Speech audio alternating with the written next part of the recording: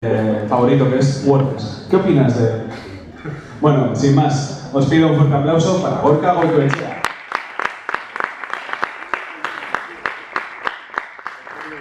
Gracias. Bueno, sabemos a qué hemos venido a hablar de Google Analytics adaptado a WordPress, ¿vale? Vamos a hacer lo más sencillo para que nos vayamos con algo práctico para hacer en casa. Bueno, ¿quién soy? A mí, la verdad es que presentarme aquí me choca porque yo me siento como en casa, porque conozco un montón, los conozco a casi todos. Pero bueno, yo hago SEO, efectivamente, también hago AdWords y hago analítica, soy freelance, llevo en esto mucho tiempo y estuve en Randstad mucho tiempo, pero una de las cosas que más me gusta es enseñar. Organizo cursos, me apunto a cualquier ponencia que haya, porque la verdad es que me lo paso bien. Y sobre todo soy autor de enganchadointernet.com, ¿no? Que me deberíais decirlo siempre. Pero sobre todo lo importante es que hoy es mi cumple, que esto es lo más importante de todo.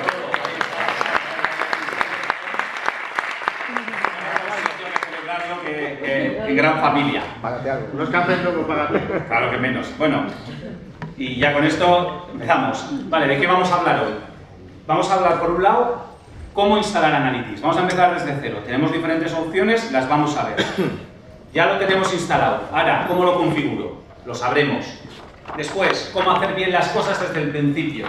Aquí es donde aporto mi experiencia para que no os pase lo que me ha pasado a mí. ¿Vale? Hacer las cosas bien desde el principio. Después, filtros de datos. Vale, vamos a recibir muchos datos, pero queremos tener los datos bien trabajados y solo los que nos interesan. Vamos a dar un par de pautas para eso. Y después, hablamos de datos, más datos. Queremos datos de AdWords, datos de Search Console. Cuantos más datos tengamos y mejor preparados, mejor información, mejor conocimiento, mejores acciones, que es de lo que se trata. Y después hablaremos un poco, algo más técnico, con Google Tag Manager, en qué nos puede ayudar específicamente para WordPress. Pues nada, es un plan apetecible, ¿no? Pues vamos. Analytics. No os voy a contar lo que es, porque todos creo que lo sabéis. Herramienta de Google, gratuita o no, en función de lo que entendamos por gratuito, y que hoy en día se ha convertido en el estándar, al menos bueno, en este país sobre todo. Bien, al fin y al cabo, ¿de qué partimos? Partimos, como siempre, de un código de JavaScript, el cual no tenemos ni siquiera que conocer, pero sí que es bueno que sepamos dos cositas. Yo no soy técnico, da igual, esto es importante que lo sepas. Este código, ¿por qué lo pongo? Para que lo identifiques, para que sepas si tu web, el proyecto de tu cliente, tiene o no tiene ya Analytics. Simplemente tienes que ir al código fuente, Control-U, y buscar si tiene algún tipo de estos códigos. Buscas Analytics, que está, tiene Analytics. Pero también nos sirve para otra cosa, para saber que igual tiene Analytics, pero tiene el viejo. No tiene el Universal Analytics, sino el modelo anterior. ¿Y eso cómo lo sabemos? Donde vemos que está en verde que pone Analytics JS, eso nos indica que es el último Analytics, el Universal, que se llama, el que tenemos que tener. Si ahí pone ga.js es que tenemos el sistema antiguo, que a día de hoy todavía funciona, pero ya no hay soporte y no sabemos hasta cuánto tiempo funcionará.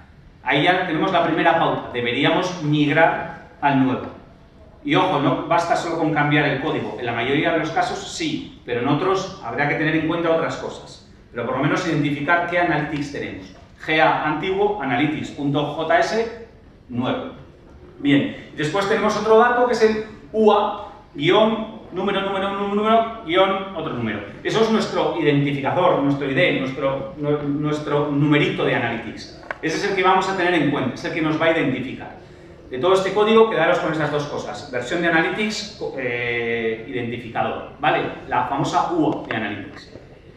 Bien, ¿y esto dónde lo pongo? ¿Dónde lo consigo? Una vez que yo me doy de alta en Analytics, pongo Analytics, tengo que ir a Analytics y buscar dentro, a nivel de propiedad, un sitio donde pone código de seguimiento. ¿De acuerdo? Ahí veremos el churro, veremos la UA. Bien, ese trozo es el código que tenemos que pegar. ¿Dónde? Lo tenemos que pegar, tenemos que ir dentro de nuestro WordPress, apariencia, editor, esta es la forma más manual, buscamos el archivo header,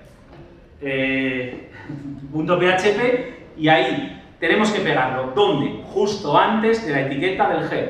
Buscamos head y pegamos ahí el código. Esta es la forma manual.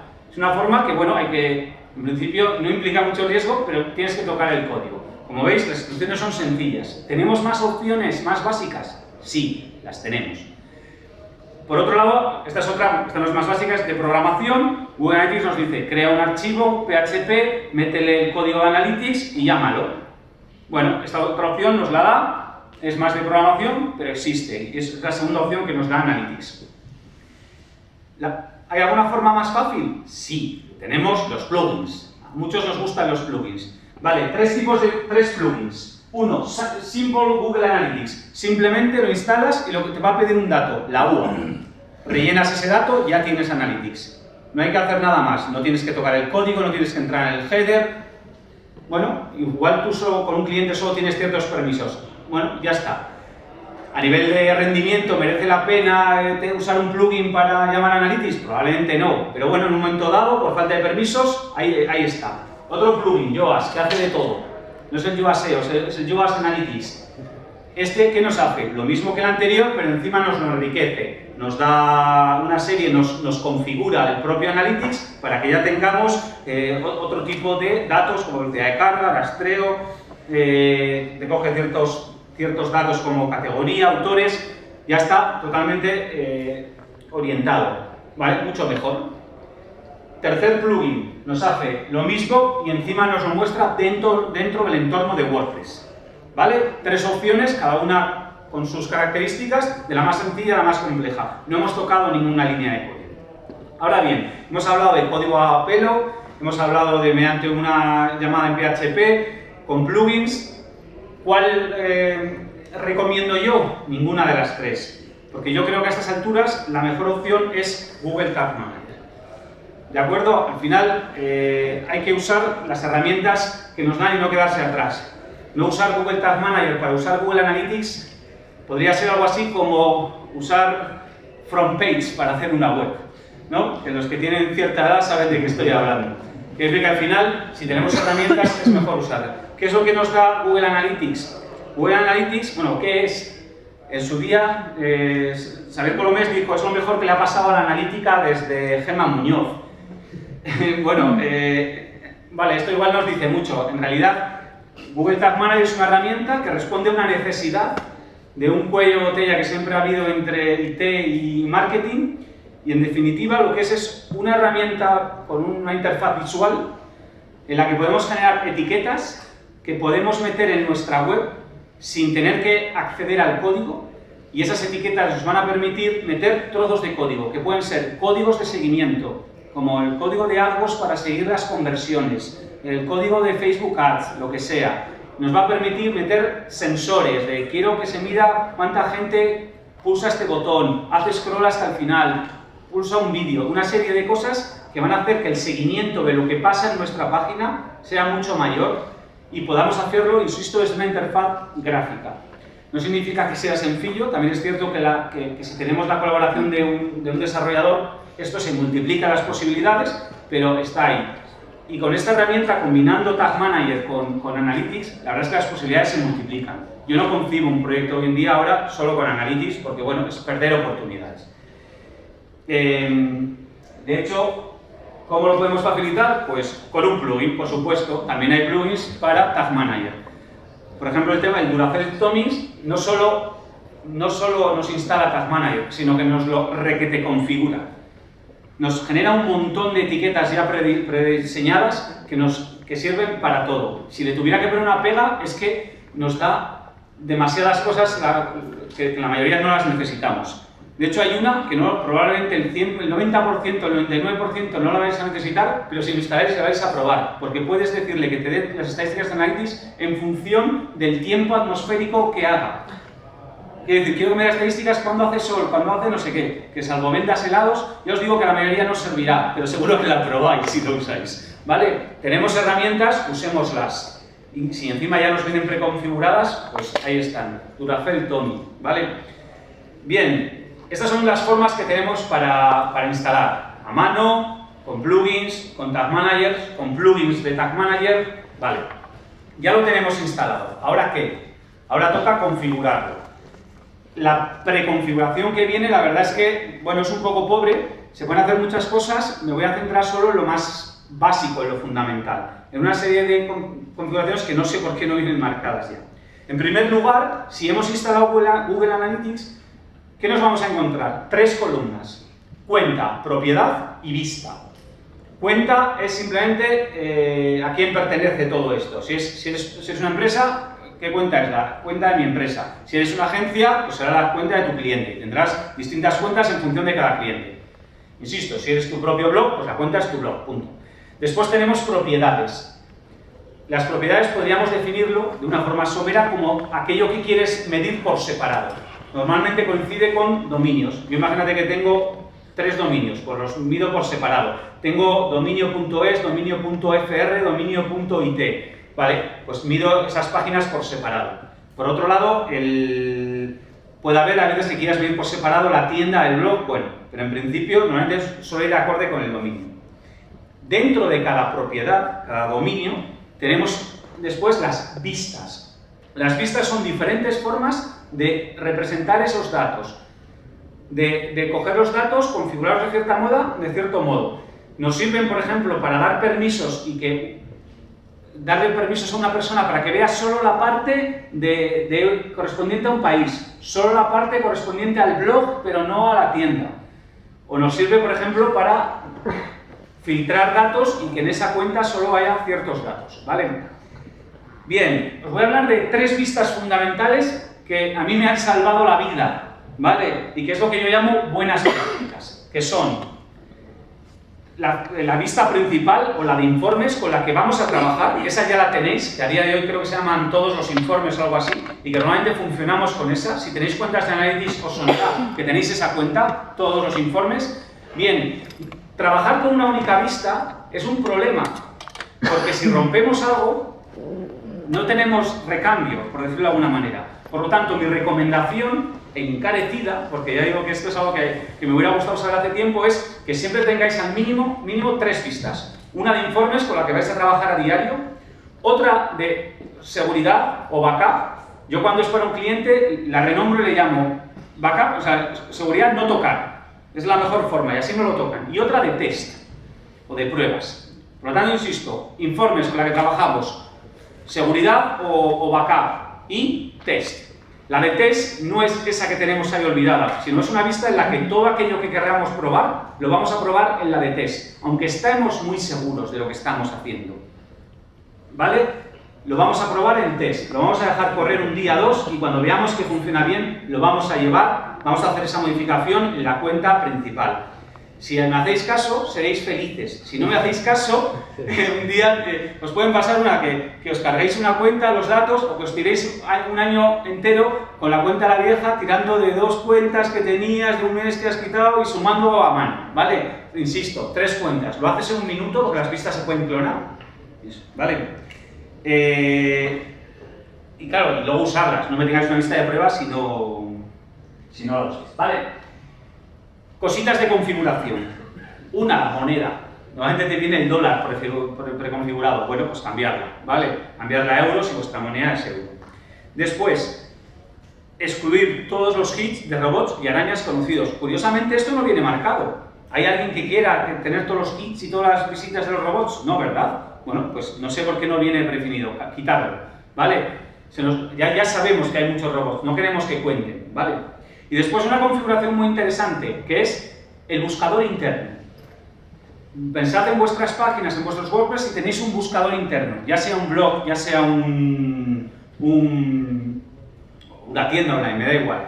¿No os gustaría saber ese dato tan importante como qué buscan tus usuarios dentro de tu web?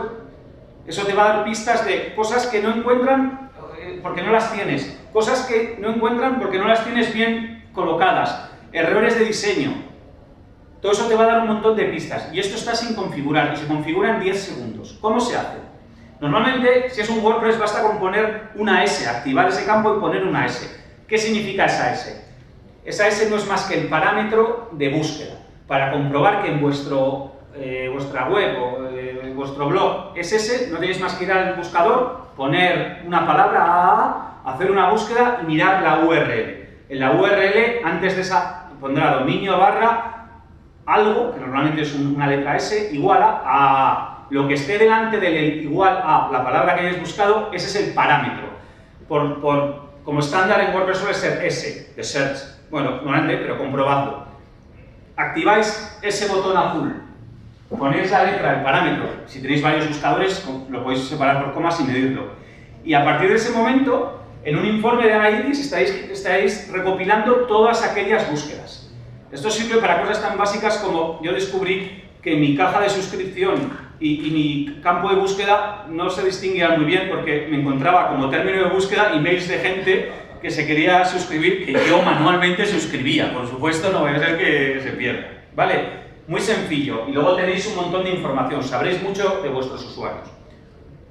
También podéis saber que igual que no se usa el buscador, pero bueno, por lo menos les avisa. Filtrado de datos. Los datos entran y los podemos manipular. Hay distintas opciones. Una, eliminar parte de los datos, recoger solo una parte de los datos o alterarlos. Vale, esto hay que andar con cuidado porque estamos alterando los datos. Un dato que nos puede interesar muy común, por ejemplo, filtrar nuestro tráfico interno. ¿Cuántas visitas tengo? Ya, es que eres tú, que estás todo el día en la web, ¿de acuerdo? Vale. Yo decía una frase de, qué bien ver una visita en tiempo real y no ser tú, pues a esto me refiero. Muchas veces somos nosotros, por lo tanto, yo recomiendo filtrar vuestro tráfico interno. ¿Cómo se filtra? Por IP. No es lo más exacto del mundo, pero bueno, lo mismo que tu tráfico interno, el de tu cliente. Crear un filtro, esto es un filtro que ya viene predefinido, simplemente es crear filtro, le damos a ese botón rojo, predefinido, excluir, incluir, ojo. Si digo incluir IP, ¿qué estoy haciendo? Le estoy diciendo, coge solo los datos de esta IP. Al día siguiente vas a tener tus 8 visititas que has tenido ese día. Si no lo has hecho en pruebas, ¿qué pasa? Que te has cargado los datos de ese día. ¿Vale? Por eso lo vamos a hacer en test. Tienes que hacer excluir los datos de IP. Puedes excluir los datos de tuyos, tu IP y la del cliente. De tal forma que vas a tener datos mucho más reales. Vamos a hablar, hay muchos, hay anti-spam, todas las campañas de publicidad pasarlas a minúsculas, bueno, muchas cosas. Vamos a hablar de uno propio de WordPress, que es el preview, el de la vista previa. Cada vez que estáis escribiendo un post y le dais a ver vista previa, ver vista previa, ver vista previa, estáis generando una página vista. ¿Por qué? Porque ahí se carga la página y se carga Analytics. Pero es la versión de backend, da igual, Analytics le llamas igual. No estás generando una nueva visita, porque es la misma visita, pero estás generando páginas vistas. Estamos engordando el dato de páginas vistas con nuestros previews. Vale, digámosle a Google, hey, primer filtro, todo aquello que sea una preview, una vista previa, no lo contabilices. ¿Cómo se hace? Crear filtro, nombre del filtro, le llamáis como queráis, es un filtro personalizado, y le decimos, campo del filtro, URI de la solicitud. ¿Por qué? Porque es el patrón del filtro, preview igual a true, ya está. Él va a identificar todas aquellas páginas que tengan en la URL preview igual a true, no las cuento. Ya empezamos a tener el tráfico más limpio. ¿Vale? Sencillo. Adelante. Bien, ya tenemos datos, los tenemos un poco más limpios. ¿Pero qué queremos? Queremos más datos. ¿De acuerdo? ¿De dónde podemos coger datos? En realidad, Google Analytics puede coger datos de cualquier sitio.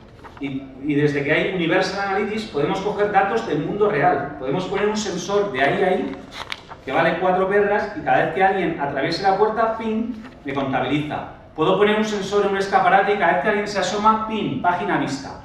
Cada vez que alguien mueve un objeto y lo eleva, ping, se genera un evento. Podemos medir cosas del mundo real. ¿De acuerdo? Hemos dicho antes, podemos medir en función de la climatología. Bien. Podemos coger datos de cualquier lado. Datos que tenemos más a mano. Por ejemplo, si hacemos campañas de AdWords, ¿nos interesa saber esos datos? Sí, porque estamos gastando dinero. ¿Vale? ¿Cómo conectamos AdWords con Google Analytics? Bien, lo primero que hay que tener en cuenta es un check que como no lo sepas, pues te puedes pasar un rato sin saberlo. Hay gente que se ríe porque le ha pasado, estamos una tarde como yo. A nivel de cuenta, aquello que configuramos solo al principio y no volvemos a tocar en mucho tiempo, hay un montón de checks marcados que te dicen recibir información, recibir no sé qué, ser amigo de Google, que tus datos te sirvan para... Y tú dices, no, en un ataque de celo. ¿Cuál es el problema? Que como desmarques la primera, esa que pone productos o servicios de Google, lo que le estás diciendo es, no te hables con nadie de Google, no te hables con AdWords, Search Console, con nadie. Bien, pues esto después ya no te lo avisa, pero luego empiezas a configurar y no funciona nada. Simplemente que tengáis en cuenta este check, este hay que dejarlo como está, este no hay que quitarlo. ¿Vale? Si no habéis tocado nada, funcionará, porque si no, no se van a hablar. En el momento que lo hagáis, tendréis una opción que, bueno, pone enlace de AdWords. Os pedirá, en función de los permisos que tengáis, os aparecerán una serie de los MCCs, que son los centros de cliente, o si tenéis una cuenta de AdWords, si estáis bajo el mismo usuario, os aparecerá esa cuenta de AdWords. En ese momento que lo conectáis, podéis enviar datos súper jugosos, aunque escasos, de AdWords Analytics y de Analytics a AdWords. Por ejemplo, esta pantalla representa los 4 datos que podemos incluir en AdWords. AdWords, si algo tiene, son datos, pero hay 4, sobre todo uno de ellos, que son muy importantes. Por ejemplo, la tasa de rebote. Cuando un cliente os venda un gestor de AdWords, que yo lo soy, y os hable de clics, impresiones, CTRs, tú dile, a mí qué me importa, háblame de conversiones y háblame en todo caso de tasa de rebote. Toda esa gente que viene, me compra, eso me importa. Y B, viene y se va. Yo no quiero visitas, quiero ventas. Y el primer paso para una venta es que no rebote. Bien, pues este dato no nos lo da AdWords, pero si los conectamos con Analytics, tenemos 4 columnas que son porcentaje de rebote, que lo que mide es cuánta gente llega, no hace nada y se va, que esa es la tasa, ese es el dato que hay que mejorar.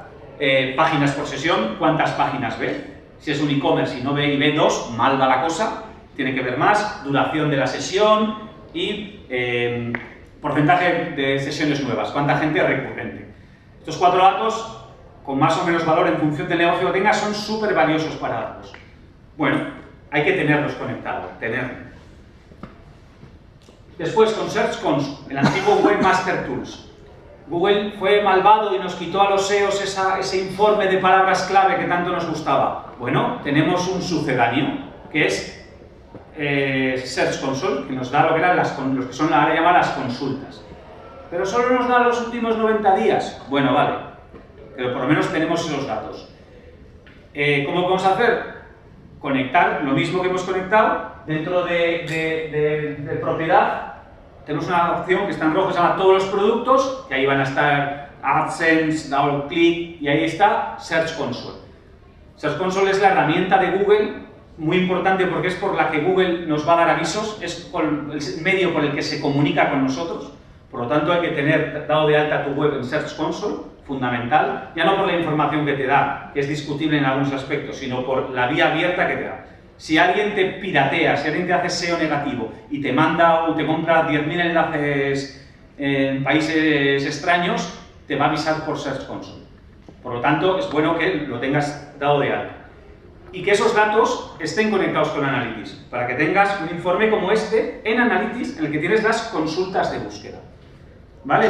Esto es lo más parecido a aquel informe que perdimos los SEOs y que estuvimos llorando años hasta el anticentrismo y después seguimos llorando, ¿vale? Pues es esto. Bien, más cositas. Un plugin muy clásico para WordPress es el Contact Form 7. Pero si habéis trabajado con campañas de publicidad y con Contact Form, habréis echado en falta una cosa, sobre todo si habéis hecho manual. A ti te dice AdWords o Facebook Ads, coge este código de seguimiento y pégalo allí donde la conversión se ha producido. Lo que llamamos la página de gracias. Si alguien llega a una página en la que le dices, gracias por su pedido, nos pondremos en contacto con usted, le llegará, lo que sea. Si ha llegado a esa página, es que eso lo consideramos una conversión, una venta, un lead, lo que sea. Te dicen, pon ahí, en esa página, el código de conversión, de tal forma que cada vez que se cargue esa página, se cargará el código de conversión, y contamos una vendida. ¿Cuál es el problema? Que Contact Form 7, por defecto, no viene con página de gracias. Nos viene con un fantástico sistema por CSS que te dice, mensaje enviado, así que encima, como justo te pille la pantalla, lo que es la resolución, a veces ni siquiera pasa nada. Le das al botón y en realidad por debajo de la pantalla te está saliendo mensaje enviado. Aseguraros de eso, porque hay gente que no sabe. Si os llega el mismo email muchas veces, es que algo pasa, ¿no? Hay una forma muy importante que es recibir tú los propios emails, hacer tú tus propias pruebas. Vale, ¿cómo podemos hacer para, ya sea a mano metiendo el código con Tag Manager, que sería crear etiqueta de Tag Manager, etiqueta de AdWords, donde la quiero que surja, pero no tengo la página de gracias? Bien, lo que podemos hacer es inventarnos una página de gracias. ¿Cómo? Primero creándola. Y después diciéndole a Search Console, a Contact Form 7, hey, una vez que se haya enviado de forma correcta, llévale a esta página. ¿Cómo se hace? Simplemente con este texto, dentro del set de Form 7 hay una opción que es ajustes adicionales, pegamos este código con tu URL que debe existir, y en ese momento, cada vez que alguien rellene ese formulario, le enviarás una página que has creado previamente y se cargará el código de conversión. ¿Vale?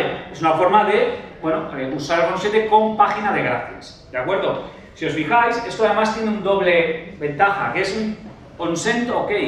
Antiguamente medíamos los formularios midiendo cuántas veces se clicaba el botón de enviar. ¿Cuál es el problema? Que si yo no relleno un campo y no relleno nada más y le doy a enviar, ¿qué pasa? ¿Es una conversión? No. ¿Botón pulsado? Sí. Por lo tanto, esto lo corrige. Esto es consent OK. Es decir, cuando el envío es correcto. ¿De acuerdo? Vale. Esto es muy interesante porque ¿cuántos usamos el Form 7? ¡Todos! Vale, pues aquí ya tenemos. De hecho, os dejo un plugin que explica un poquito el tema. Abajo, ¿no? Todos los pasos. Bien, vamos a subir un poco el nivel. Dimensiones personalizadas. ¿Qué son? Google nos da una serie de datos, pero queremos más. Para ello creamos unas dimensiones. Lo que creamos es mi propio dato. Google nos habla de tasas de rebote, impresiones, no sé qué, pero yo quiero que me hable de cosas mías, quiero que me hable de autores, quiero que me hable de categorías, quiero que me hable de títulos de página, quiero que me hable de cosas propias de mi negocio, propias de mi web. Y eso las podemos crear. Tenemos un número limitado, pero de momento ya verás cómo nos sobran. ¿Vale? Por ejemplo, quiero autor, quiero el idioma, no quiero que me lo mida por español, Colombia, quiero que me agrupe todo. Pues lo meto en una variable. Podemos crear nuestras propias variables. Por ejemplo, como he dicho, la de categoría. Yo quiero ver mis estadísticas en función de qué categoría es la que más se lee. O por autor. Imaginaos un blog multiautor en el que escriben varios autores. ¿Quién escribe? Pues quiero saber las estadísticas separadas por autores. Hay varias formas de hacerlos como grupos de contenido, pero también podemos hacerlo de otras formas, ¿vale? Porque hay veces que esto no lo podemos hacer por URL, pero sí lo podemos hacer mediante data lines, ¿vale? ¿Qué es una data line? Al final, si usamos, aquí vemos una de las ventajas de usar Google Tag Manager. Al usar Google Tag Manager, lo que podemos hacer es usar data lines que no dejan de ser trozos de código que recogen información y enviar esa información a Analytics. Por ejemplo, este es el caso de cómo sería el código para recoger la categoría. ¿De acuerdo? Al final le digo, quiero que guardes la categoría y la envíes a Analytics y la guardes en una dimensión personalizada. ¿Vale? Solo quiero que os quedéis con el concepto de que datos propios de WordPress o de negocio los podemos capturar mediante data layers, mediante pequeños trozos de código que van en el código, enviarlos a Analytics y guardarlos. De tal forma que podemos tener informes, por ejemplo, es un informe real de categoría, en el que, claro, me está mostrando dimensiones que estas no existían. En Google Analytics no le puedes decir, muéstrame los datos en función de si es de WordPress,